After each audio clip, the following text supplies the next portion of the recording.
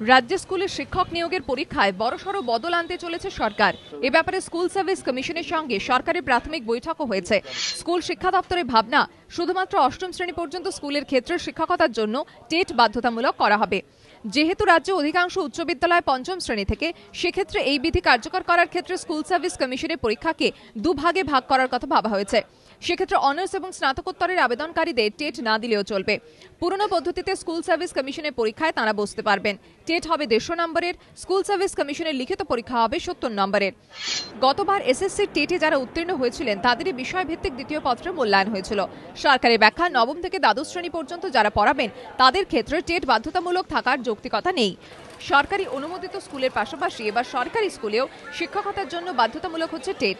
School শিক্ষা দপ্তর সূত্রে খবর, প্রাথমিক থেকে অষ্টম শ্রেণী পর্যন্ত শিক্ষক নিয়োগের ক্ষেত্রে প্রশিক্ষণ এবং টেট শংসাপত্রকে পরীক্ষার যোগ্যতা মান ভাবা হয়েছে।